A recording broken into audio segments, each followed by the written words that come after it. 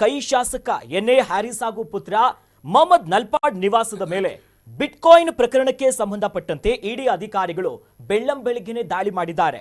17 ಕಡೆಯಲ್ಲಿ ದಾಳಿ ನಡೆದಿದೆ. ಇನ್ನು ಹ್ಯಾಕರ್ ಶ್ರೀಕಿ ಜೊತೆಯಲ್ಲಿ 4.5 ಕೋಟಿ ರೂಪಾಯಿ ವಹಿವಾಟು ನಡೆದಿದೆ ಎನ್ನುವಂತ ಒಂದಿಷ್ಟು ಗಂಭೀರ ಆರೋಪಗಳಿದೆ. ಈ ಪ್ರಕರಣಕ್ಕೆ ಸಂಬಂಧಪಟ್ಟಂತೆ ಸಚಿವರಾಗಿರುವಂತಹ ಪ್ರಿಯಾಂಕ್ ಖರ್ಗೆ, ಇನ್ನು ಕೇಂದ್ರ ಸಚಿವೆ ಶೋಭಾ ಕರಂದ್ಲಾಜೆ ಸೇರಿದಂತೆ ಶಾಸಕರಾಗಿರುವಂತಹ ಅಶ್ವಥ್ ನಾರಾಯಣ್ ಅವರು ಕೂಡ ಮಾತನಾಡಿದ್ದಾರೆ. ಏನೇನು ಹೇಳಿದ್ದಾರೆ ನೋಡ್ಕೊಂಡ್ ಬರೋಣ. ಹಿಂದೆನೂ ಕೂಡ ನಲ್ಪಾಡ್ ಅವರು ಶ್ರೀಕೆ ಅವ್ರ ಜೊತೆ ಪರಿಚಯ ಇದ್ದಾರೆ ಅಂತ ಅವರೇ ಬಹಿರಂಗವಾಗಿ ಹೇಳ್ಕೊಂಡಿದ್ದಾರೆ. ಏನೇ ಇದ್ರೂ ಕೂಡ ಟ್ರಾನ್ಸ್ಪರೆಂಟ್ ಆಗಿ ಅವ್ರದ್ದು ಇವ್ರದ್ದು ಫ್ರೆಂಡ್ಶಿಪ್ ಇತ್ತು ಅಂತಲೂ ಕೂಡ ಹೇಳಿದರು. ಅದ್ಯಾವುದೋ ಒಂದು ಗಲಾಟೆ ಸಂದರ್ಭದಲ್ಲೂ ಕೂಡ ಅದರಲ್ಲಿ ಅವ್ರು ಭಾಗಿಯಾಗಿರಲಿಲ್ಲ, ಅದನ್ನು ಕೂಡ ಅವ್ರ ಹೆಸರು ಸೇರಿಸಿದ್ದಾರೆ ಅಂತ ಹೇಳಿದರು. ಬಟ್ ಇದು IT ED ಎಲ್ಲ ರೇಡ್ ಆಗ್ತಾ ಇರೋದು ಆ ವಿಚಾರಕ್ಕೂ ಬೇರೆ ವಿಚಾರಕ್ಕೂ ಗೊತ್ತಿಲ್ಲ. ನೋಡೋಣ ಏನಿದೆ ಅಂತ. ಅವ್ರು ಸ್ಪಷ್ಟ ಅವರ ED ಅವ್ರು ಹೇಳಬೇಕಲ್ಲ, ಇದೇ ಕಾರಣಕ್ಕೆ ಆಗ್ತಾ ಇದೆ, ಅದೇ ಕಾರಣಕ್ಕೆ ಆಗ್ತಾ ಇದೆ ಅಂತ. ಅದೇನಿದೆ ಬರಲಿ ಹೊರಗಡೆ. ಆದರೆ ಬಿಟ್ಕಾಯಿನ್ ಸಂಬಂಧಿಸಿದಂತೆ ಟಾರ್ಗೆಟೆಡ್ ಆಗಿ ಇವ್ರು ಮಾಡ್ತಾ ಇದ್ರೆ ಇವತ್ತು ಭಾಳ ಬೇರೆ ದೊಡ್ಡವ್ರ ಮನೆಗೂ ಆಗಬೇಕಾಗಿತ್ತು ಬಿಟ್ಕಾಯಿನ್ ವಿಚಾರದಲ್ಲಿ. ಸಮಾಜಕ್ಕೆ ವಿರುದ್ಧವಾಗಿ, ಸಮಾಜದ ಹಿತಕ್ಕೆ ವಿರುದ್ಧವಾಗಿ ಯಾರೇ ಕೆಲಸ ಮಾಡಿದ್ರು ಅವ್ರ ಮೇಲೆ ಕ್ರಮ ಆಗುವಂಥದ್ದು ಆಗಬೇಕು. ಈ ದಿಕ್ಕಲ್ಲಿ ತನಿಖೆ ನಡೀತಿದೆ. ಅದು BJP ಮೇಲೆ ಹೇಳ್ತಿದ್ರು, ಇವತ್ತು ಕಾಂಗ್ರೆಸ್ಸಿನ ಮೇಲೆ ಹೇಳ್ತಿದ್ದರು.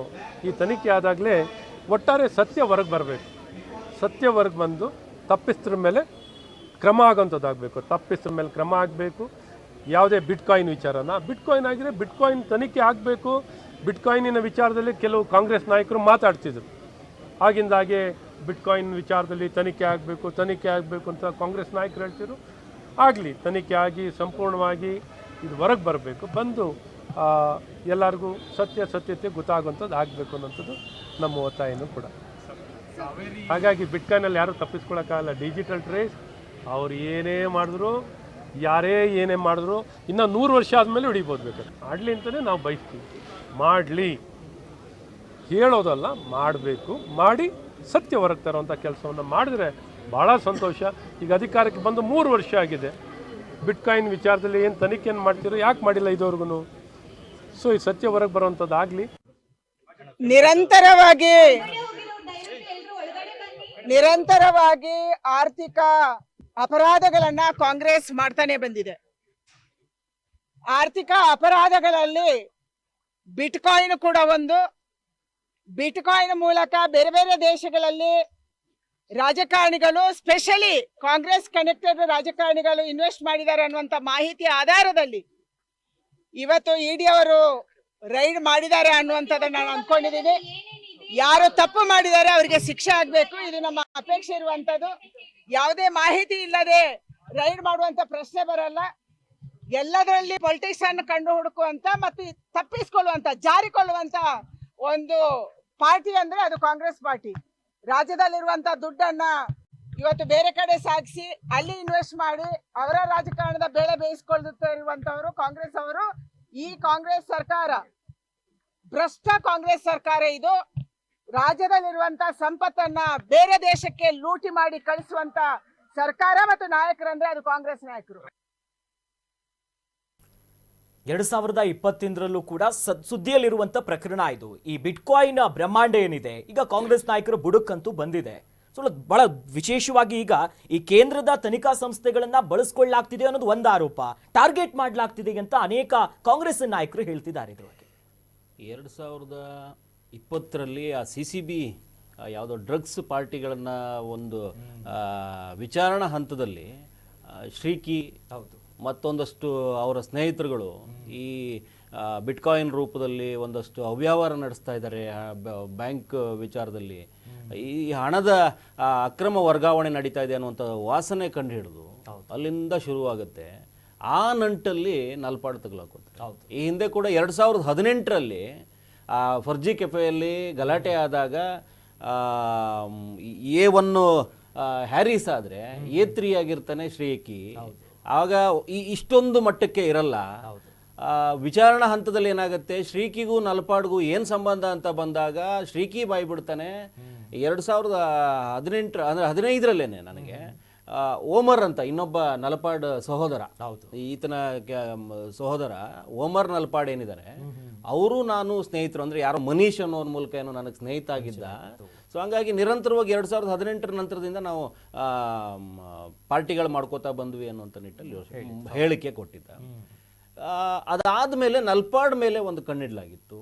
CCB ವಿಚಾರಣೆ ಆಯಿತು, ಅದಾದ್ಮೇಲೆ ವಿಶೇಷ ತಂಡ ರಚನೆ ಆಯಿತು, SIT ಮಾಡಿದ್ರು. ಆದರೆ SIT ಅವ್ರ ಮೇಲ್ಗಡೆ ಒಂದು ಸಣ್ಣ ಅನುಮಾನ ಬಂತು. ಏನಂತಂದ್ರೆ ಅಕ್ರಮ ಹಣ ವರ್ಗಾವಣೆ ಆಗಿದೆ, ನಲ್ಪಾಡ್ ಹೆಸರು ಕೇಳಿ ಬರ್ತಾ ಇದೆ ಅಂದಾಗ್ಲೂ ಕೂಡ SIT ಅವರು ಇವರನ್ನ ಆರೋಪಿಯಾಗಿ ಮಾಡಲೇ ಇಲ್ಲ.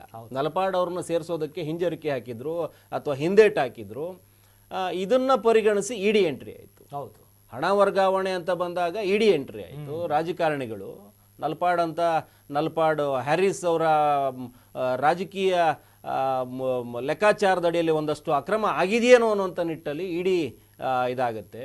ಒಂದಷ್ಟು ವರ್ಷಗಳ ಹಿಂದೆ ಏನಾಗಿರುತ್ತೆ, ಈ ಯಶೋಧ ಅನ್ನುವಂಥ ಯಾರೋ ಒಬ್ಬರು ಮಹಿಳೆಗೆ 28 ಲಕ್ಷ ರೂಪಾಯಿ ಹಾಕಿದ್ರೆ 45 ಲಕ್ಷ ರೂಪಾಯಿ ಬಂದುಬಿಡುತ್ತೆ, ನಿಮಗೆ ಹಣ ದುಪ್ಪಟ್ಟಾಗತ್ತೆ ಅನ್ನುವಂಥ ನಿಟ್ಟಲ್ಲಿ ಆಮಿಷ ಓಡ್ತಾನೆ ಶ್ರೀಕಿ ಮತ್ತೆ ರಾಬಿನ್ನು, ಇನ್ನೊಬ್ಬ ಯಾರೋ ಒಬ್ಬ ಅಜಿತ್ ಕಂಡ್ವಾಲ್ ಏನೋ ಇದೆ ಅವನ ಹೆಸರು. ಆ 3 ಜನ ಏನ್ ಮಾಡಿರ್ತಾರೆ, ಇವರಿಗೆ ಒಂದು ಬಲೆ ಬೀಸಿರ್ತಾರೆ. ಅದರ ಅಡಿಯಲ್ಲಿ ಅಶೋಕ್ ನಗರ ಠಾಣೆಯಲ್ಲಿ ಪ್ರಕರಣ ದಾಖಲಾಗುತ್ತೆ. ಆ ವಿಚಾರಣೆ ಹಂತದಲ್ಲಿ ಮತ್ತೆ ಬಂದು ತಗಲಾಕೊಳ್ಳುವಂಥದ್ದು ನಲ್ಪಾಡ್ಗೆ ಇದರಲ್ಲಿ ಆ ಹಣದ ರೂಪದಲ್ಲಿ 10 ಲಕ್ಷನ ಏನೋ ವರ್ಗಾವಣೆ ಆಗಿರುತ್ತೆ ಆ ಸಂದರ್ಭದಲ್ಲಿ ಅಂತ. ಅಂದ್ರೆ ನಲ್ಪಾಡ್ ಮೇಲೆ ಇರುವಂಥದ್ದು 4.5 ಕೋಟಿವರೆಗೂ ಈ ಶ್ರೀಕಿ ಅಲಿಯಾಸ್ ಶ್ರೀಕೃಷ್ಣ ರಮೇಶ್ ಏನಿದ್ದಾನೆ, ಇವನ ಹೆಸರಿಂದಾನೆ ಇವನ ಖಾತೆಗಳಿಂದ ಇವರಿಗೆ ಅಕ್ರಮವಾಗಿ ಹಣ ವರ್ಗಾವಣೆ ಆಗ್ತಾ ಇತ್ತು. ಬಿಟ್ಕಾಯಿನ್ ರೂಪದಲ್ಲಿ ಇವರು ಡಿಜಿಟಲ್ ನಾಣ್ಯಗಳನ್ನು ಸಂಚರಿಸ್ತಾ ಇದ್ರು ಈ ವಿಚಾರದಲ್ಲಿ ಅನ್ನುವಂಥದ್ದು ಬಂತು. ಸೊ ತುಂಬ ದೊಡ್ಡ ಮಟ್ಟಕ್ಕೆ ಚರ್ಚೆ ಆಯಿತು. ನಲ್ಪಾಡ್ಗೆ ಹಣದ ಮೂಲ ಎಲ್ಲಿಂದ ಬಂತು, ಹಣ ಎಲ್ಲಿಂದ ಆಗ್ತಾ ಇದೆ, ನಲ್ಪಾಡ್ಗೆ ಯಾಕೆ ಇಷ್ಟೊಂದು ಓಡಾಟಗಳಿದ್ದಾವೆ ಅನ್ನುವಂಥದ್ದು ನಿಟ್ಟಲ್ಲಿ ಯೋಚನೆ ಮಾಡಿದಾಗ ಇವರು ಅಕ್ರಮಿಗರು ಅನ್ನುವಂಥದ್ದು ಗೊತ್ತಾಗ್ತಾ ಹೋಯಿತು. ಸೊ ಇದರಲ್ಲಿ ಹ್ಯಾರಿಸ್ ಅವ್ರ ಮೇಲ್ಗಡೆ ಅಂದರೆ ಅವರು ಇಬ್ಬರು ಪುತ್ರರ ಮೇಲ್ಗಡೆ ಎಲ್ಲರ ಮೇಲೂ ಕಣ್ಣಿಡ್ತಾ ಹೋದರು. ED ಇವತ್ತು ಏಕಾಏಕಿ 17 ಕಡೆ ರೈಡ್ ಮಾಡುತ್ತೆ. 17 ಕಡೆ ರೈಡ್ ಮಾಡುತ್ತೆ. ಅದರಲ್ಲಿ ನಲ್ಪಾಡ್ ಅಂದರೆ ಮೊಹಮ್ಮದ್ ನಲ್ಪಾಡು ಮತ್ತು ಇವರು ಹ್ಯಾರಿಸ್ ಇಬ್ಬರು ಮೇಲ್ಗಡೆನೂ ಸರ್ಚ್ ಆಗುತ್ತೆ. ಅವರ ಎಲ್ಲ ಬೇರೆ ಬೇರೆ ಕಚೇರಿಗಳ ಮೇಲ್ಗಡೆನೂ ರೈಡ್ ಆಗುತ್ತೆ. ಒಂದಷ್ಟು ಮಾಹಿತಿಗಳನ್ನು ಕಲೆ ಹಾಕೋತಾರೆ. ಆದರೆ ಇಲ್ಲಿ ಬರ್ತಾ ಇರೋದೇನು ಅಂತಂದರೆ, ನಲ್ಪಾಡ್ಗೆ ಈ ಶ್ರೀಕಿಯ ಸಂಬಂಧ ಇಷ್ಟು ದೊಡ್ಡ ಮಟ್ಟಕ್ಕಿದ್ರೂ ಪೋಷಣೆ ಮಾಡ್ತಾ ಬಂದ್ರಲ್ಲ. 2018 ಆ ಫರ್ಜಿ ಕಪೆಯಿಂದನೇ ಇವರು ಬೇರೆ ಬೇರೆ ದೌರ್ಜನ್ಯಗಳನ್ನು ದರ್ಪಗಳನ್ನು ತೋರಿಸ್ತಾರೆ ಅನ್ನುವಂಥದ್ದು. ಪ್ರಿನ್ಸ್ ಅಂತ ಕೂತ್ಕೊಂಡೇನೋ ಗಲಾಟೆ ಆಗಿದ್ದು, ಅದನ್ನು ಯಾರೋ ಒಬ್ಬ ವಿದ್ವತ್ ಅನ್ನುವಂಥ ಇನ್ನೊಬ್ಬ ಮೈಸೂರು ಅರಮನೆ ಸಂಬಂಧ ಶೇಷಾದ್ರಿ ಅಯ್ಯರ್ ಅವರ ಮರಿಮೊಮ್ಮಗನೇನೋ ಆಗಿರ್ತಾನೆ. ಅವರ ಮರಿಮೊಮ್ಮಗ, ಅದರಲ್ಲಿ ಪುನೀತ್ ರಾಜ್ಕುಮಾರ್ ಅವರ ಅಂದರೆ ರಾಜ್ಕುಮಾರ್ ಫ್ಯಾಮಿಲಿಯ ಇನ್ನೊಬ್ಬ ಯಾರೋ ಬರ್ತಾರೆ. ಅಲ್ಲೊಂದು ರಾಜಿ ಸಂಧಾನ ಆಗುತ್ತೆ. ಇಲ್ಲಾಂದ್ರೆ ದೊಡ್ಡ ಮಟ್ಟದ ಕೇಸ್ ಆಗ್ತಾ ಇತ್ತು. ಅದು ಆಗ್ಲೇನೆ 2018ರಲ್ಲಿ ಅಲ್ಲಿ ಕಾಣಿಸ್ಕೊಳ್ಳುವಂಥ ಶ್ರೀಕಿ ಇವತ್ತಿನವರೆಗೂ ಇದ್ದಾನೆ. ಅವ್ನು ಜಾಮೀನು ತಗೊಂಡು ಆರಾಮಾಗಿ ಓಡಾಡ್ಕೊಂಡಿದ್ದ. ಸೊ ಈ ನಲ್ಪಾಡು ಯಾರ್ಯಾರನ್ನ ಪೋಷಣೆ ಮಾಡಿಕೊಂಡು ಅಕ್ರಮವಾಗಿ ಏನೇನು ಮಾಡ್ಕೊಂಡು ಬಂದಿದ್ದಾರೆ ಅನ್ನುವಂಥ ನಿಟ್ಟಲ್ಲಿ ವಿಚಾರಣೆಗಳಾಗ್ತಾ ಇರುವಂಥದ್ದು. ತುಂಬ ದೊಡ್ಡ ಮಟ್ಟದ ಆಸ್ತಿಯನ್ನ ಎಲ್ಲ ಕಡೆ ಮಾಡಿಟ್ಟು ಕೂತಿದ್ದಾರೆ ಇವರು. ಈ ಬಿಟ್ಕಾಯಿನ್ ಅನ್ನೋದಕ್ಕೆ 2000 ಚಿಲ್ಲರೆಲ್ಲೇನೋ ಬಂತದ್ದು, 2009 ಅದು ಹುಟ್ಟಾಕ್ಲಾಗಿದೆ. ಇದಕ್ಕೆ ಯಾವುದೇ ಬ್ಯಾಂಕ್ನ ಅಡಿಯಲ್ಲಿ ಬರೋದಿಲ್ಲ, ಯಾವುದೇ ಸರ್ಕಾರದ ಅಡಿಯಲ್ಲಿಲ್ಲ. ಇದು ಬ್ಲ್ಯಾಕ್ ಚೈನ್, ಇದು ಒಂಥರ.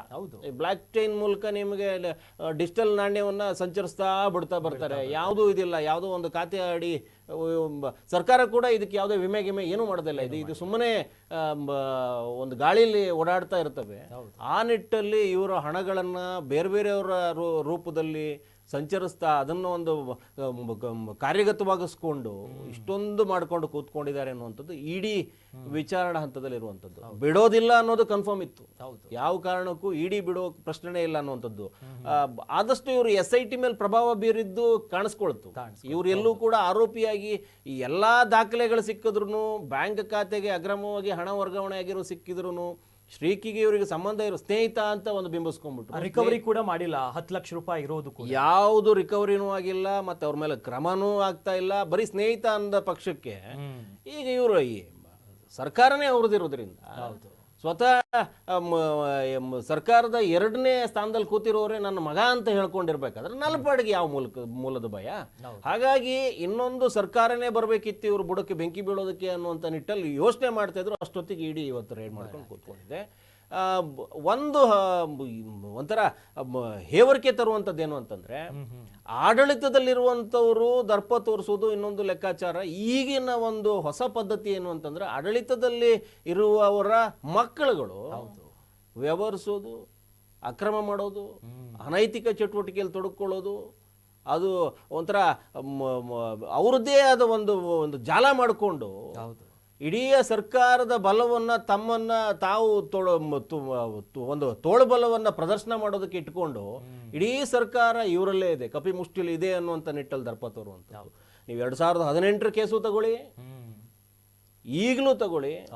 ಈಗ ನಾಳೆ ಮುಂದಿನ ಬೆಳವಣಿಗೆನೂ ಇವರ ಹಾದಿಯಲ್ಲೇ ಹೋಗುತ್ತೆ ಬಿಟ್ರೆ ವ್ಯತಿರಿಕ್ತವಾಗಿ ಏನೂ ನೋಡೋದಕ್ಕಾಗೋದಿಲ್ವೇನೋ, ದುಡ್ಡಿದ್ರೆ ಎಲ್ಲವೂ ಆಗುತ್ತೇನೋ ಅನ್ನೋಂಥ ನಿಟ್ಟಲ್ಲಿ ಯೋಚನೆ ಮಾಡಬೇಕು. ಆ ನಿಟ್ಟಲ್ಲಿ ಇವರ ಏನು ತಗಲು ಹಾಕೊಂಡ್ರು ಕೂಡ ಬೆಳಕಿಗೆ ಬರದೇ ಇರೋ ರೀತಿಯಲ್ಲಿ ನಡ್ಕೊಳ್ಳುತ್ತಲ್ಲ, ಈ ವ್ಯವಸ್ಥೆ ಮೇಲ್ಗಡೆ ಒಂದೊಂದ್ಸರಿ ಅನುಮಾನ ಬರುತ್ತೆ. ಇವತ್ತು ಏಕಾಏಕಿ 17 ಕಡೆ ರೈಡ್ ಆಯ್ತು, ಏನು ಸಿಕ್ತು? ಅದು ಯಾವ ರೀತಿಯ ವಿಚಾರಣೆ? ಇನ್ನು ಮುಂದಿನ ಹಾದಿಗಳೇನಿರುತ್ತೆ, ಇವರನ್ನು ಅಷ್ಟು ಸಲೀಸಾಗಿ ಈಚೆ ಹೆಂಗೆ ಬರ್ತಾರೆ? ಕೋಟಿಗಟ್ಟಲೆ ಹಗರಣಗಳು ತಲೆ ಮೇಲೆ ಹೊತ್ಕೋತವೆ, ಮತ್ತೊಂದಷ್ಟು ದಿನದಲ್ಲೇ ಈಚೆ ಜಾಮೀನು ತಗೊಂಡು ಈಚೆ ಬರ್ತವೆ. ಯಾಕಾಗಿ ಈ ರೇಡ್ಗಳು? ಯಾರಿಗೋಸ್ಕರ ಇದು? ಯಾರನ್ನು ಭಯ ಪಡಿಸ್ತಾ ಇದ್ರಿ? ಯಾವುದಿದು ಅಂಟ್ಕೊಂಡಿದ್ದು ವ್ಯವಹಾರಗಳಿದು?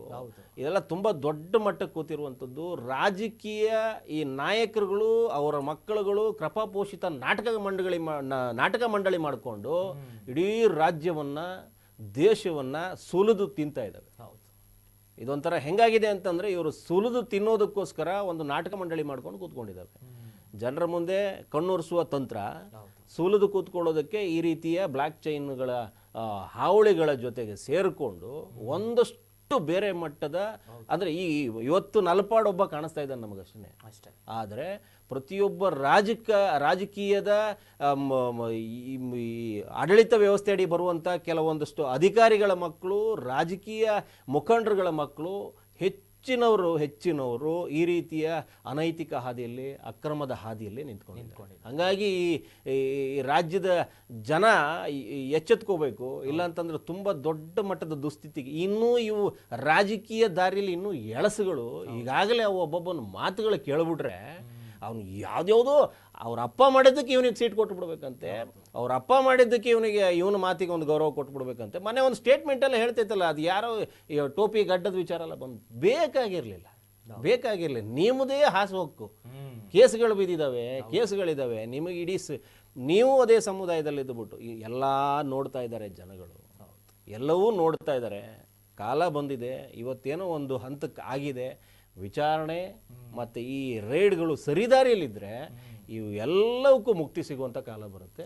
ಅದಾಗಬೇಕು. Yes, Karnataka news beat follow ಮಾಡಿ, ಸಬ್ಸ್ಕ್ರೈಬ್ ಮಾಡಿ.